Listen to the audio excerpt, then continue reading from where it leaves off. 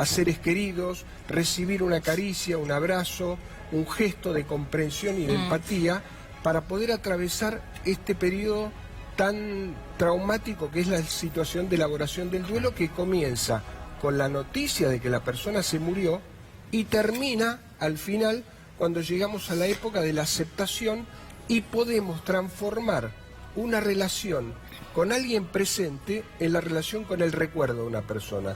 Eso nos va a acompañar toda la vida. ¿Y qué tan importante es la asistencia psicológica grupal? Es decir, de todos los familiares que se junten y que, digamos, se junten a hablar de las situaciones que atraviesan similares, digamos. Esto es muy importante. Primero, frente a una situación de la pérdida de un ser querido, uno necesita rodearse con su familia, con sus amigos primarios. Pero además, cuando hay una muerte de un grupo humano, como es este caso, todas las familias comparten un padecimiento en común. Quienes perdieron el padre, quienes perdieron el hermano, quienes perdieron un hijo, pero todos perdieron algo muy valioso y de algún modo hay un fenómeno de contención familiar mutua, además de lo que es la contención de cada uno de todos ellos. Y yo creo que es muy importante para las familias, no sé si en este caso en particular, digamos, cerrar quizás el duelo o hacer un duelo diferente a través de la verificación física de la aparición de esto que fue una muerte tan traumática, tan inesperada y que de alguna manera a todos nos genera esa sensación.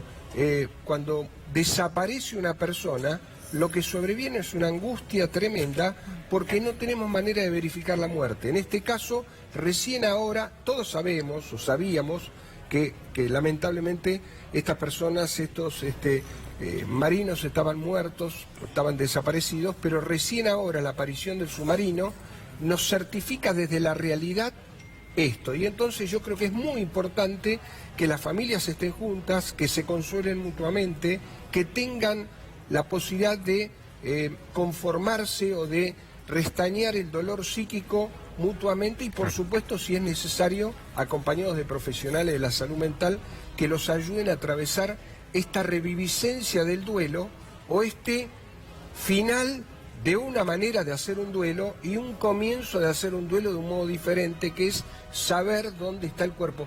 Nosotros lo hemos visto también incluso con los familiares de los chicos que desafortunadamente murieron en Malvinas.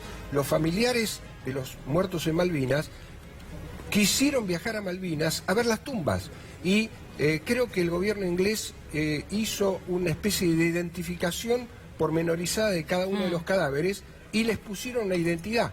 Lo cual... El Departamento de Antropología de Argentina fue el que... sí, bueno, fue el forense. Me alegro que hayan sido los argentinos los que hayan hecho eso, pero me parece que eso es fundamental para los padres de un excombatiente de Malvinas, poder ir y estar en la tumba y de algún modo poder verificar... Sí, la representación, ¿no? El momento de... Porque muchas veces hablando en otros crímenes, en otras situaciones con deudos o con familiares, por ejemplo, de chicas desaparecidas, refieren eso, ¿no? La angustia que les produce el no poder volver a ver y representar qué es lo que pudo haber sucedido. Exactamente, incluso, bueno, en distintas religiones hay prácticas funerarias diferentes. Sí. En la religión judía, por ejemplo, el cajón está cerrado. En la religión católica el cajón está abierto. En la India, cuando uno está frente al río Ganges, están los famosos ghats, que son unas escalinatas donde se ven las cremaciones. Lo interrumpimos, estamos en vivo desde el edificio Libertad. Ahora sí empieza la conferencia de prensa de Oscar Aguad. Vamos a escuchar atentamente qué es lo que tiene para decir. Perdón que los interrumpamos a los dos, pero esta es la prioridad en cuanto a las noticias esta mañana.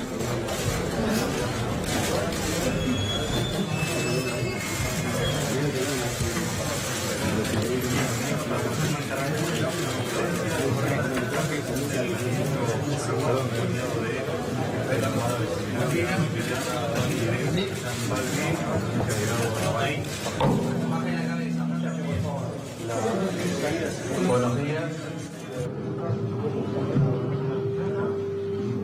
Anoche el Ministerio de Defensa y la Armada dieron un comunicado de prensa dando cuenta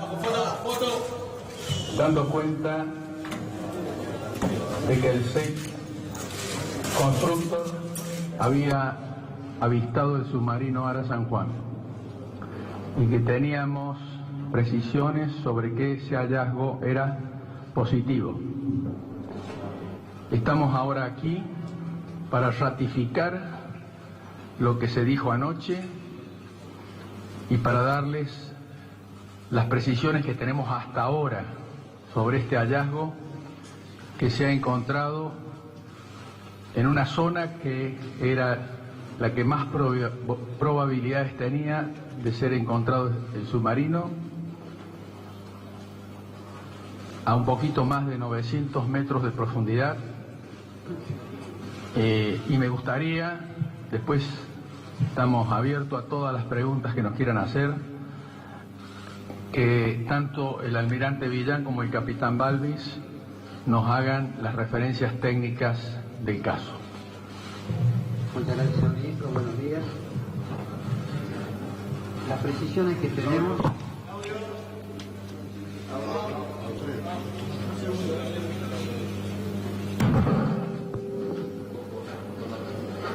¿Se escucha ahora? Bueno, buenos días. Las precisiones que tenemos son las siguientes. Ese submarino Ara San Juan está a una profundidad de 900 metros, 907 metros. Sus partes desprendidas del casco resistente están en un área de 80 por 100 metros. La ubicación exacta es muy próxima a la ubicación del informe de la anomalía hidroacústica que diera el CTBTO.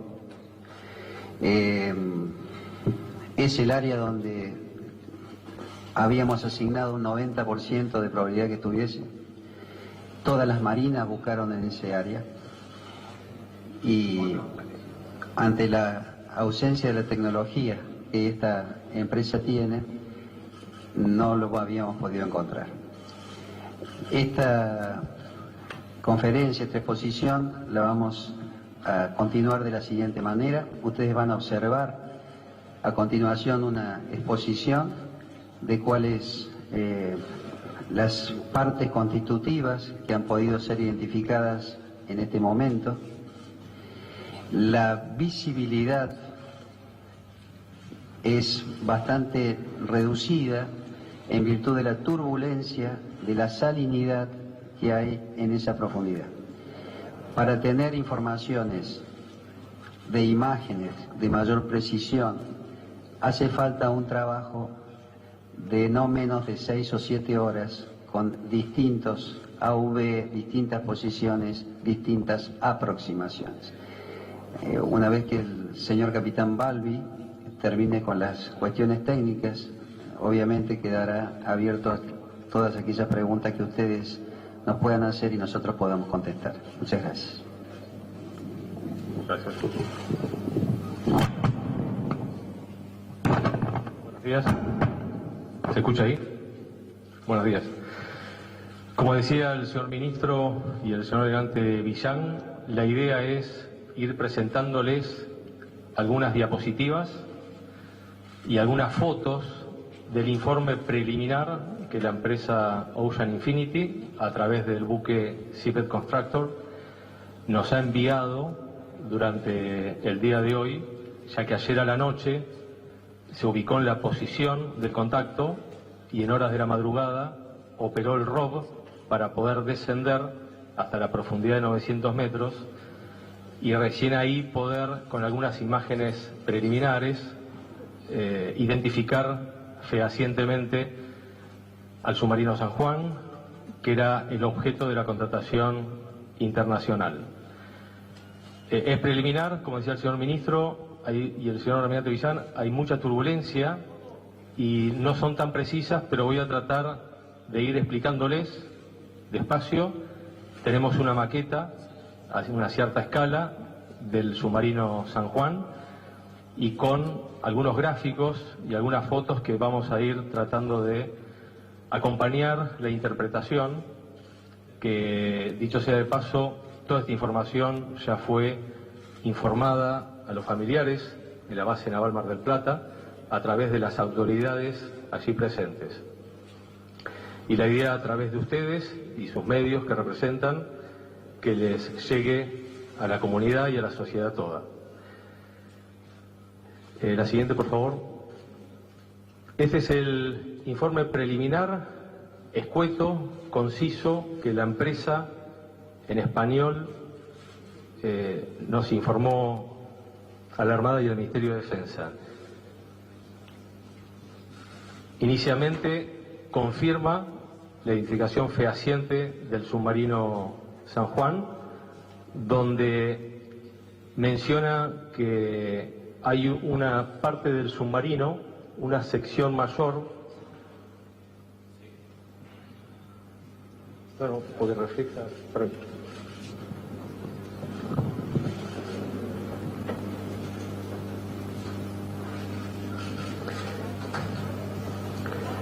primero menciona la profundidad promedio del mar, 899, pero la realidad que está a 907 metros. Es una zona, un área con presencia de cañones submarinos. La profundidad no es pareja, es irregular. Nos está diciendo la hora exacta del informe y lo más importante, el área de escombros es de 80 por 100 metros. Esto sugiere, falta la certeza, pero que podría haber implosionado, colapsado muy cerca del fondo, porque el desprendimiento de escombros es muy acotado en el área.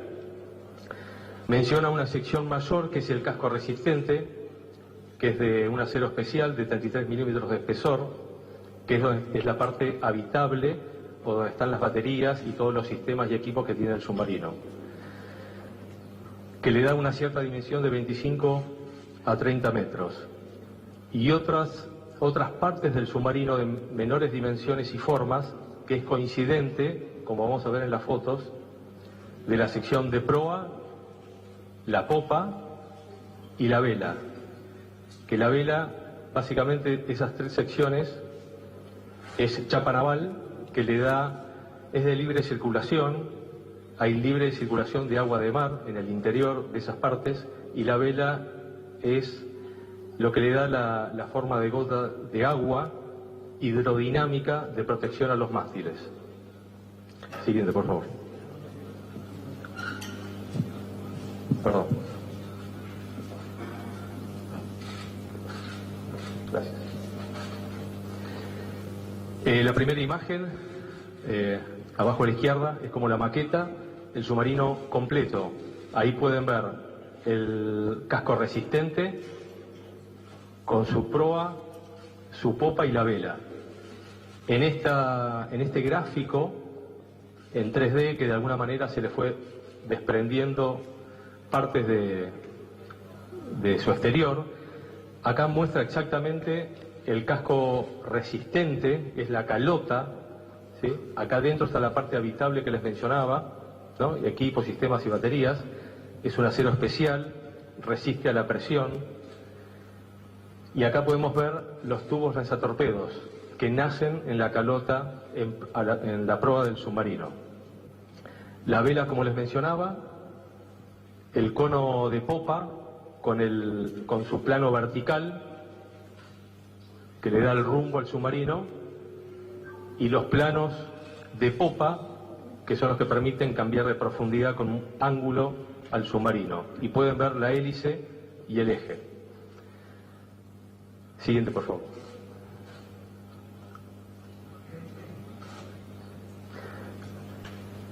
Las próximas fotos que vamos a ver a continuación corresponden a esta sección A, B y C, en ese orden. Caleta de proa, tubo lanzatorpedos, cono de popa, timón vertical, planos de popa, hélice y timón, y la vela. Siguiente. Sección A, caleta de proa, tubo lanzatorpedos. Acá pueden apreciar las dos líneas de tubo lanzatorpedos sin las portas externas en los tubos. Y acá particularmente lo que está desprendido y no se ve, posiblemente esté en el área de escombros, es la sección de proa de libre circulación, porque esto que pueden apreciar es el casco resistente, como muestra en el otro gráfico.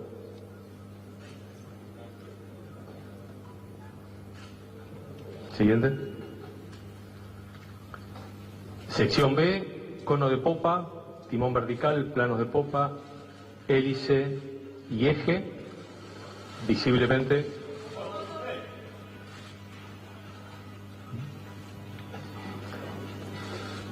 Una sola hélice tiene el submarino, 7 palas, aparentemente habría 2 enterradas en el fondo y las otras 5 restantes visibles hacia afuera, que afloran.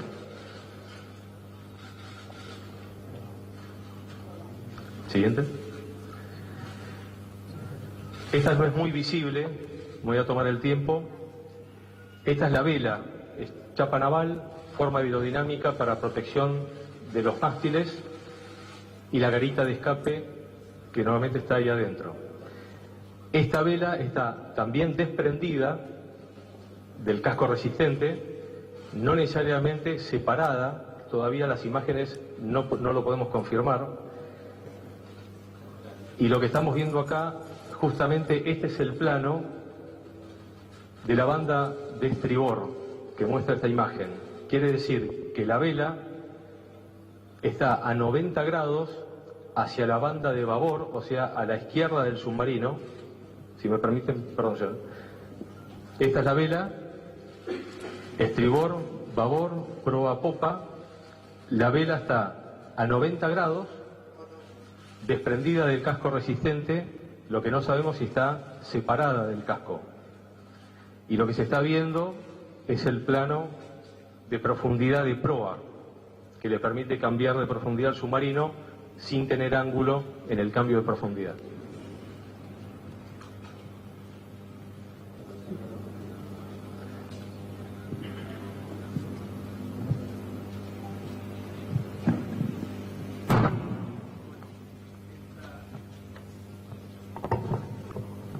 Estas son las 3 imágenes que tenemos hasta ahora y más o menos no es muy buena la visibilidad de las fotografías. Esperamos que en las próximas horas tener impresiones más nítidas, de más alta definición. Bueno, están abiertas las preguntas que quieran hacer. Ministro, acá a su derecha. Mal. Sí. Acá, ministro, a la derecha. Rodolfo Morel para Crónica Argentina. Bueno, la pregunta de todos los familiares que están en estos momentos escuchando las palabras de todos ustedes en el país es si saber si van a poder sacar a Lara San Juan de conversación. Le voy a pedir al almirante Villán que conteste esa pregunta.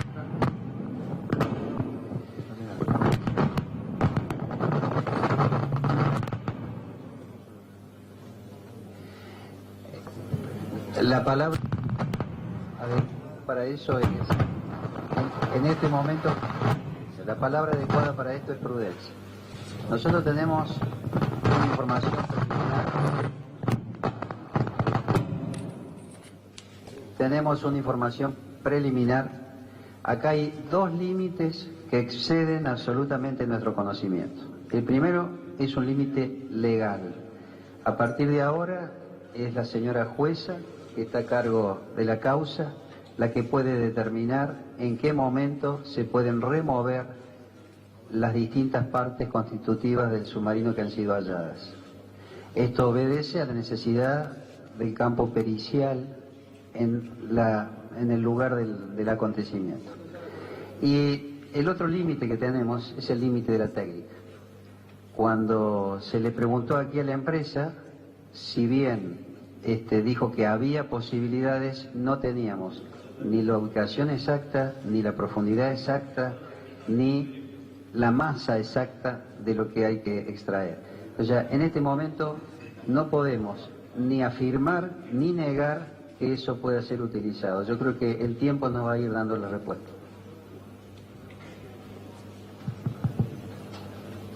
Aquí a su derecha, ministro Agua. Orlando Morales, de Cadena 3.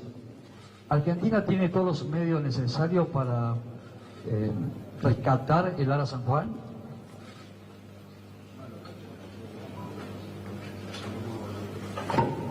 Yo le diría que no tenemos medios. No teníamos medios ni siquiera para bajar a las profundidades del mar.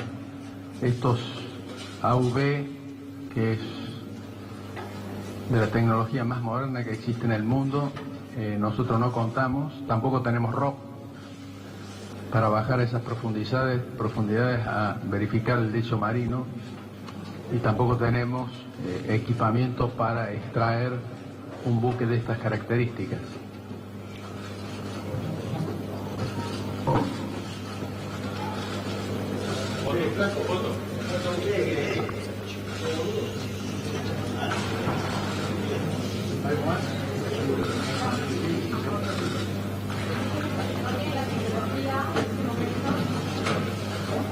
No tienen la tecnología en este momento para extraer el submarino.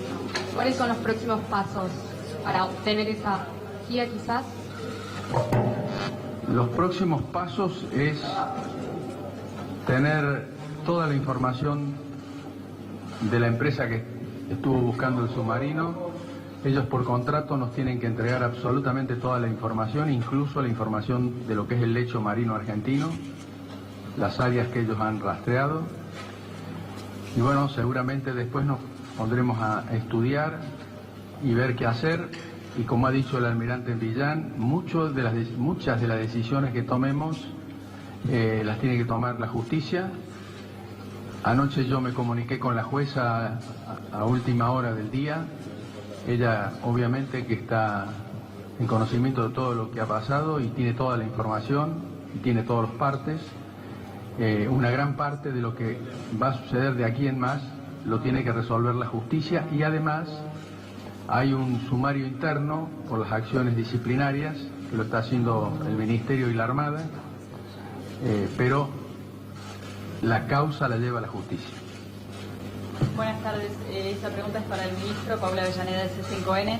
Quería preguntarle por qué, si la zona donde finalmente apareció el submarino fue la recomendada por las Armadas de Estados Unidos, Inglaterra y Chile en noviembre del año pasado, ¿por qué recién se hizo la búsqueda al final, cuando ya se cumplía el contrato con esta empresa, y algunos hacen relacionan que haya aparecido justamente cuando se cumplió un año de la desaparición del submarino? Primero, ese punto en realidad se especificó luego de tener la información de la CTBTO sobre la explosión que habían escuchado, o el ruido, la anomalía acústica que se había escuchado en los sensores mundiales. A partir de ahí cambió el rumbo de la búsqueda. Todos los barcos se concentraron en esa zona porque no había dudas, casi ninguna duda, de que por el rumbo que llevaba el submarino, por las últimas comunicaciones que había tenido el submarino y por el lugar donde se había producido la explosión, no había duda, o casi ninguna duda, de que ese era el lugar donde se había producido esta tragedia. Imagínese usted que en ese momento estaban todas las armadas del mundo buscando el submarino con otra tecnología, pero con tecnología de altísima definición. Y alguien me preguntó hace unos días, ¿se puede haber pasado por la zona y no haberlo visto? Pasaron todos esos barcos por esa zona, incluso los barcos de la Armada Argentina, y nunca lo pudieron detectar. No era fácil. Y siempre dijimos, no es fácil encontrar un submarino, y menos en las profundidades en las que lo hemos encontrado. Así que bueno, yo creo que obedece un poco a las dificultades que hemos tenido. La empresa tenía libertad para buscar, esto fue una exigencia de la familia, porque muchos familiares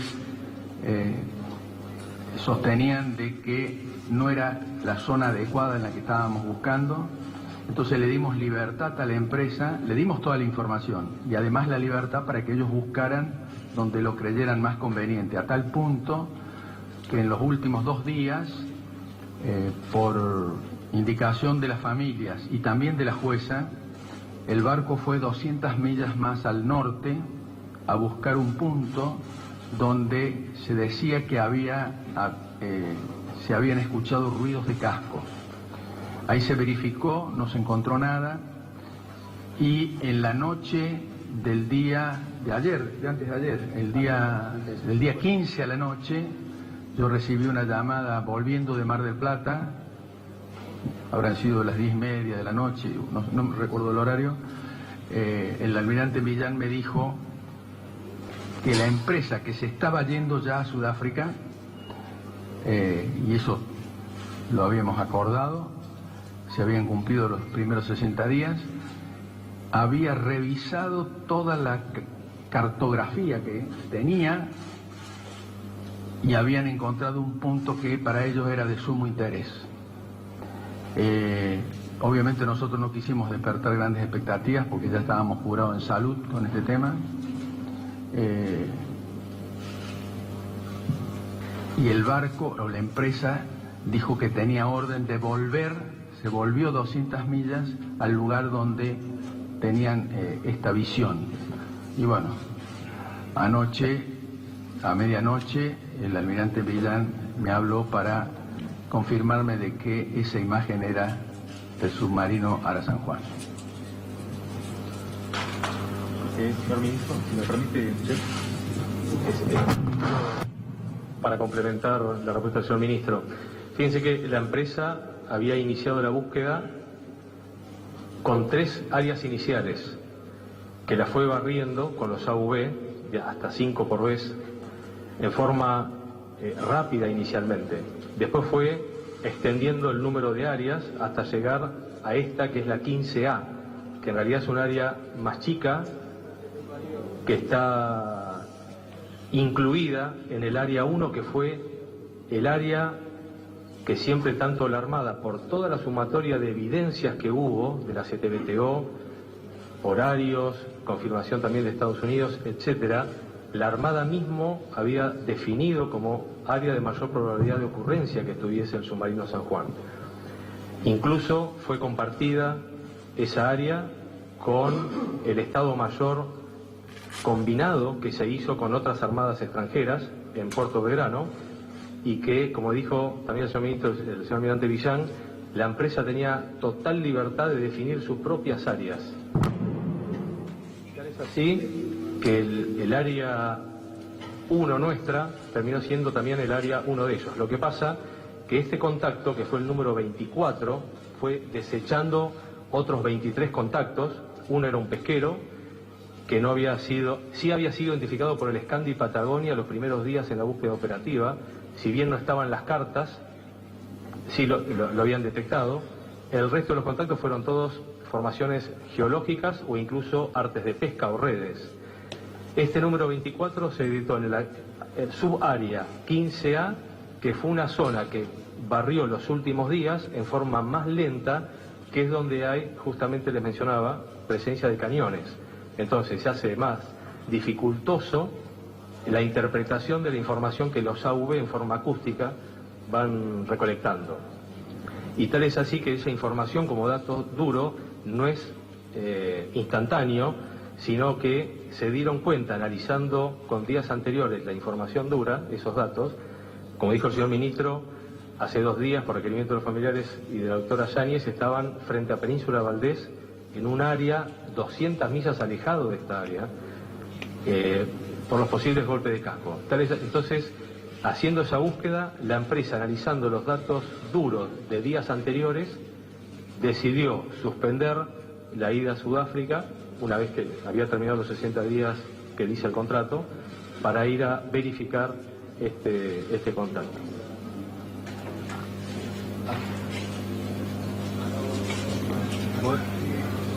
Que me parece muy importante para destacar.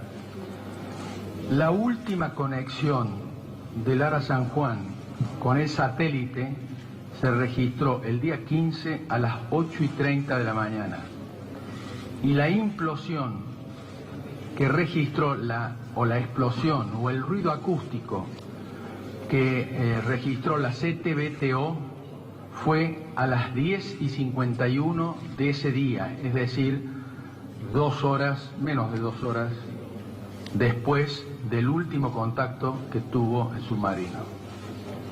Esto marca los tiempos en que se produjo el desenlace de esta tragedia.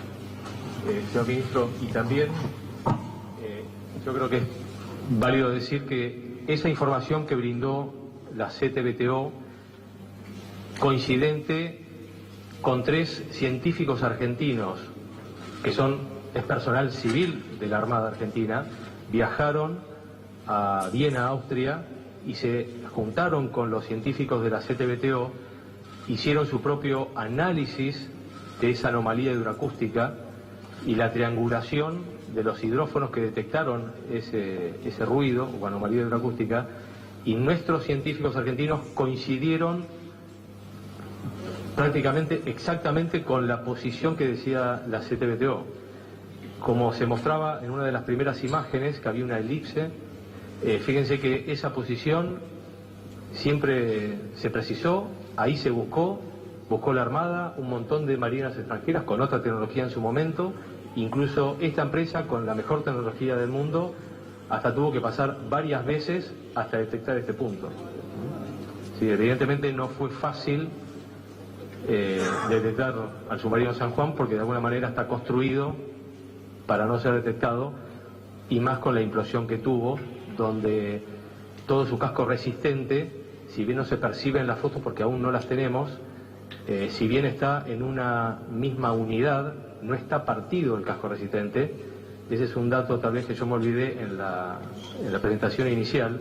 El casco resistente está en una sola pieza, pero sí deformado y abollado hacia el interior, producto de la presión externa de la columna hidrostática a 900 metros, que lo que hace la presión externa del mar es abollar hacia adentro el casco resistente. Sí, perdón, simplemente para complementar un poco lo que dijo el señor capitán Barbie. Estos 3 científicos argentinos fueron a Viena con un abordaje distinto al que había hecho CTBTO. El CTBTO había tratado de precisar el lugar exacto donde esta anomalía hidroacústica se había producido. Los científicos nuestros fueron con el abordaje de qué había sido ese ruido, a qué se produce, qué es lo que había producido eso. Ambos abordajes se reunieron en una sola búsqueda y toda esta información se le pasó a la empresa dentro de la que la Armada puso a disposición. Pero vuelvo a recalcar, y es muy claro, que la zona de la búsqueda de la empresa quedaba absolutamente a criterio de la empresa. Esto lo quiero aclarar en virtud de que nosotros solamente pusimos la información que nos pidieron y que ellos buscaron donde profesionalmente pensaron que podría estar.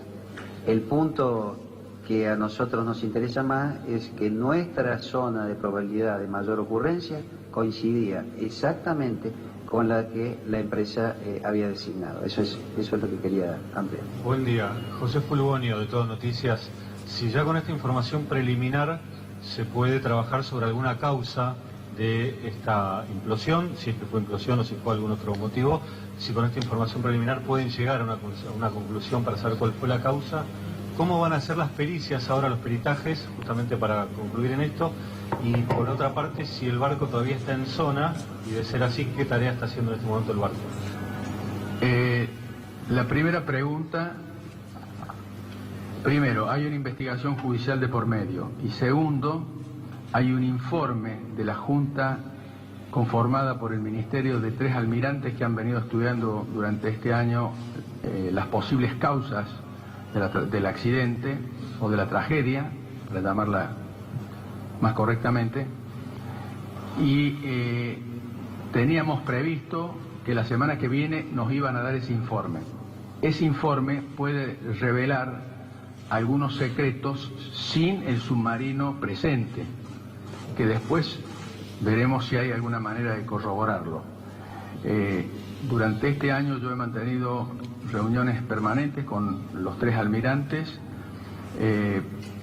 Ellos nunca salieron de la teoría de que el submarino estaba en ese lugar porque todas las coordenadas no permitían hacer otra conjetura, y me parece que el informe que van a brindar la semana que viene es un informe más completo de las precisiones que tenemos hasta ahora, por supuesto desde el punto de vista técnico, teniendo en cuenta que es una hipótesis mucho más cercana a la verdad de las conjeturas que nosotros podríamos estar haciendo en este momento.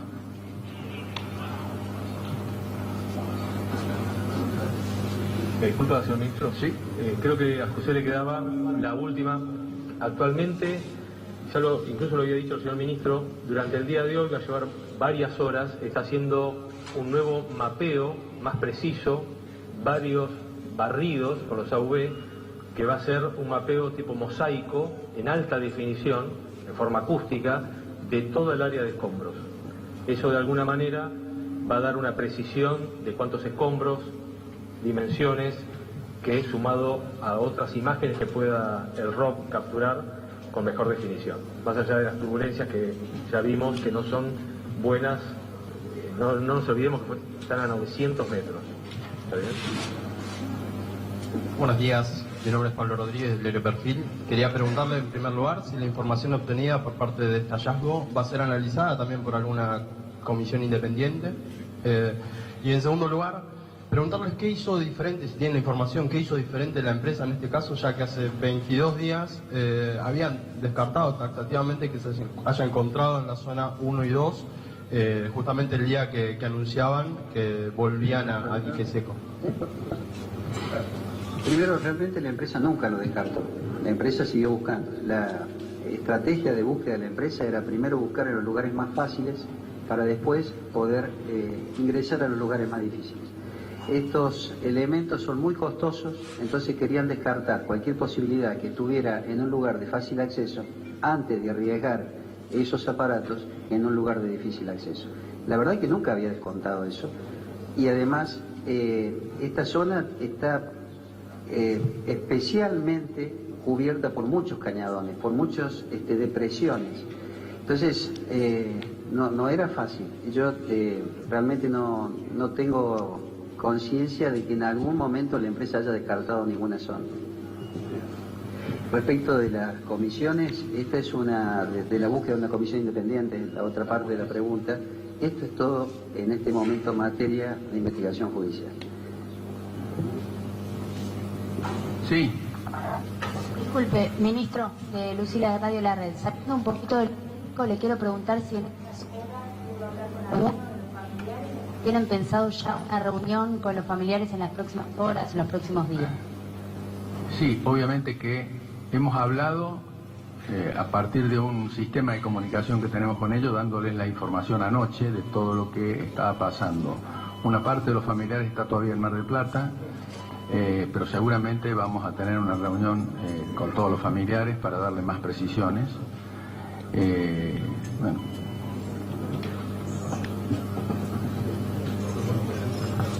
Ministro Iván Sarmentri de CNN en español. Quería preguntarle si más allá de lo que determine la justicia, el gobierno y la Armada están decididos a tratar de frenar el submarino cueste lo que cueste, y si después de un año hay posibilidades de recuperar algún tipo de resto humano para que los familiares puedan poder velarlos o tener un lugar donde llevarse.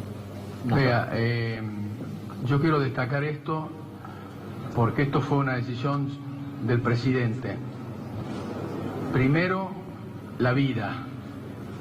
En ese compromiso el presidente en los primeros días se comunicó con casi todos los países pidiendo la colaboración, teniendo en cuenta los escasos medios que tenía la Argentina para buscar el submarino. Pasado ese tiempo, el presidente específicamente me dijo de que lo que teníamos que buscar era encontrar el submarino y encontrar la verdad y que se haga justicia.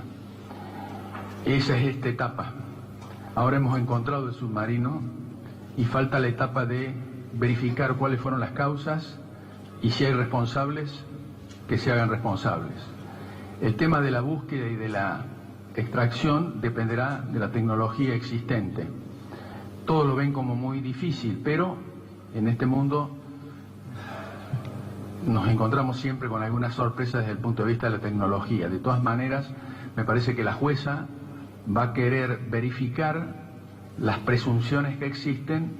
Hacemos para tener esa prueba, pero las familias y estos 44 héroes o patriotas necesitan, o nosotros todos necesitamos saber qué pasó, y vamos a hacer todos los esfuerzos, y esta es la orden presidencial, de que vamos a hacer lo imposible por saber qué pasó.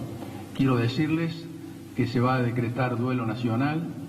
Esto es una decisión que va a tomar el presidente, y que además va a haber orden de, obviamente, que la bandera flamea media asta en la Argentina, con la comprobación que tenemos desde anoche. Ministro Aguad, Rafael Fernández, para 24, en estos momentos tan duros, respecto de hace un año, había desaparecido, finalmente se ha encontrado parte de Lara San Juan.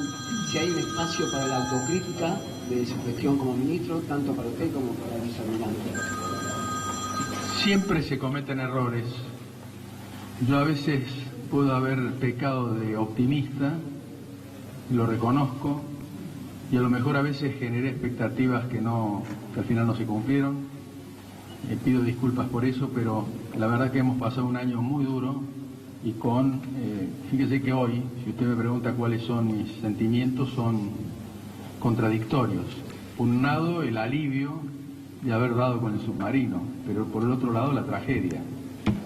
Es decir, que estos son sentimientos encontrados que para mí es difícil asimilarlos, imagínense usted, para las familias. Y si usted escucha los testimonios de familiares, va a ver que en ellos también hay sentimientos que se contraponen, pero producto de que cada uno asume y hace su propio duelo de la manera que se puede. Así somos los seres humanos. Yo no sé cómo hubiera hecho si fuera un hijo mío quien fuera en ese submarino, cómo hubiera hecho el duelo. Lo admiro al almirante Vergallo de la manera que aceptó la muerte de su hijo. Yo sinceramente no sé si lo podría hacer de esa manera. Ministro, ¿qué tal? Buenas tardes. Fernando Ancelotti para Canal 26. Otra vez con el tema de la autocrítica. ¿Se puede tratar de un caso de mala praxis, en este caso con la búsqueda que se fue realizando en diferentes oportunidades en el mismo sector en que finalmente estaba el submarino? ¿Y qué consecuencias puede tener después de la búsqueda y luego del hallazgo? Es muy difícil eso, porque con las precisiones que le di, pasaron solo 2 horas desde la última comunicación hasta que se escuchó la anomalía acústica, es decir, que ese es un tiempo donde no se pudo haber hecho absolutamente nada. Ningún barco pudo haber llegado a ese lugar, no había manera.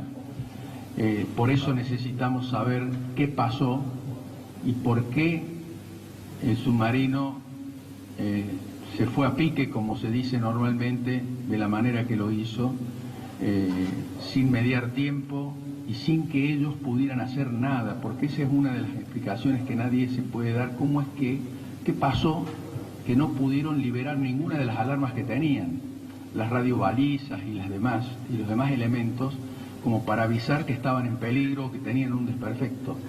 Nada pudieron hacer, lo que siempre hizo suponer que esto fue una cosa de imprevisto, y que tiene que haber habido una causa que yo espero que quienes están haciendo la investigación, esa junta que hemos formado, nos aproxime un poco a saber qué pasó. Ellos 3 fueron comandantes del Lara San Juan, incluso en situaciones excepcionales. Son 3 extraordinarios marinos que a lo mejor pueden darnos alguna pista cuando la semana que viene, espero, nos hagan llegar el informe.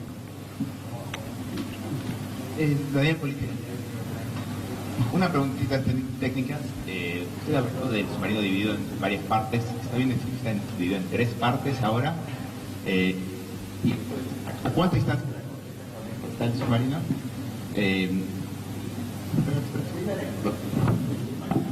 una presión que causó la implosión. O sea, de que se causó porque bajó muy fuerte, muy rápidamente al agua, o la implosión se ocasionó antes y es lo que causó el hundimiento. Cuando hablamos de implosión o colapso, es justamente cuando el submarino llega a una cierta profundidad que la presión hidrostática de la columna de agua a esa profundidad supera la resistencia del material con que está construido.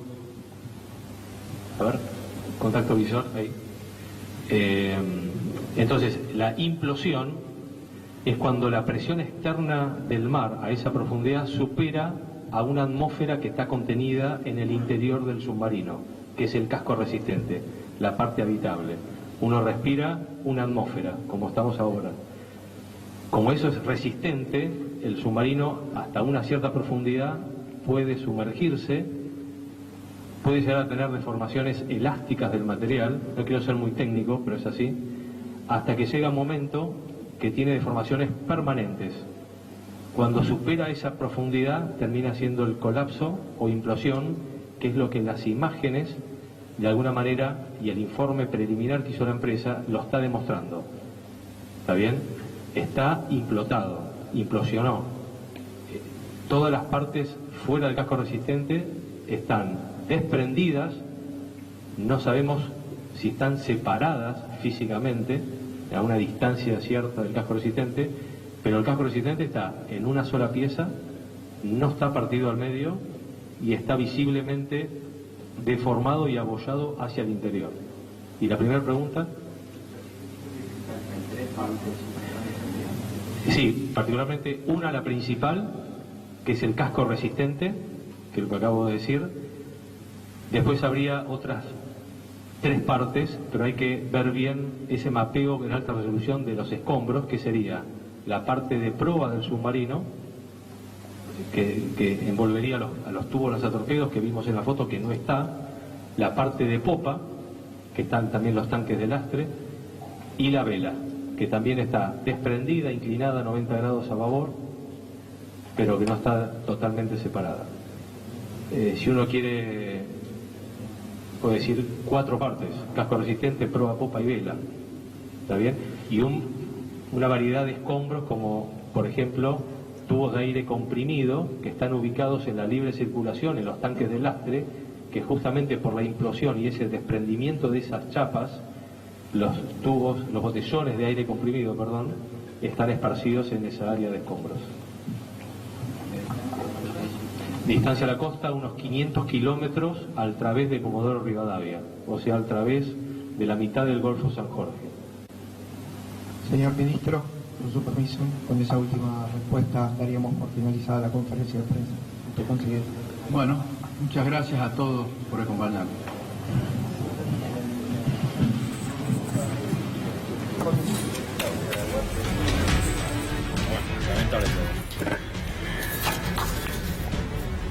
Acaba de terminar entonces la conferencia de prensa que brindó el ministro Aguad, y para todos, y como sorpresa, no sé si Paula estás ahí todavía como para hacer un cierre de esta conferencia de prensa, pero a todos nos sorprendió que estuviese el ex vocero otra vez oficiando de vocero. Paula. Sí, exactamente, dio muchos detalles. Por un lado contó cómo pudo haber sido esta situación. Se trata de armar un poquito todo lo que pudo haber pasado con el submarino Ara San Juan. Fue muy corto el lapso entre la última comunicación, que fue a las 8:30 de la mañana, y las 10:51 cuando se escucha esta explosión. Por lo tanto, lo que dicen es que no habría habido tiempo de que ningún barco llegue hasta el lugar. Por otra parte, contaba que se encontraría en 4 partes: por un lado la proa, la popa, la vela y el casco, que está entero. Y lo que comentaba, que esta implosión se habría producido porque la presión externa es superior a la atmósfera que hay en el interior del submarino. Por eso la implosión que comentábamos. Estaba en una zona donde es muy reducida, por eso lo que hizo la empresa es primero llegar a las zonas de mejor acceso, de más fácil acceso, y luego ir a las zonas más complicadas como esta, que era donde siempre estuvieron puestas todas las miradas, porque aquí se había escuchado la explosión, siempre se estuvo muy atento a esta zona, pero a pesar de ello se escuchó la voz de la jueza y también de los familiares que sugirieron alejarse. Por eso la empresa también se había ido a otras zonas, pero cuando revisaron otra vez las imágenes detectaron esta imagen que sería compatible con el submarino, y por eso eso, antes de irse regresaron para volver al lugar y poder confirmar esta noticia que finalmente se dio a conocer. Ahora, con respecto a lo más importante, si se va a poder sacar, extraer del lugar la nave, eso lo decidirá la jueza, teniendo en cuenta las pericias que hay que realizar para determinar qué fue lo que sucedió. Ahora, con respecto a los medios, nuestro país no los tiene, así que en el caso de que la decisión sea extraer el submarino, habrá que determinar cuáles van a ser las empresas o los países que podrían llegar a colaborar para realizarlo. Gracias, Paula. Estamos y seguimos con Horacio Tetamanti, que es ingeniero naval y mecánico, porque, bueno, recién, mientras escuchaba lo que decías vos, pero más mientras hablaba el ministro Aguad, decías, Horacio, no es cierto que nuestro país no tenga los medios para poder rescatar el submarino.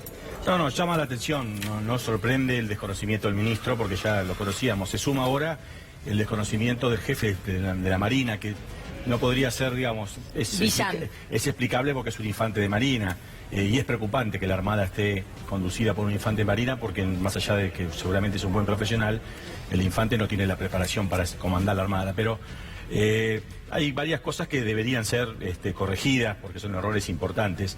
El ministro desconoce lo que significó la búsqueda del año pasado y lo que significó la búsqueda ahora, ignora cosas importantes.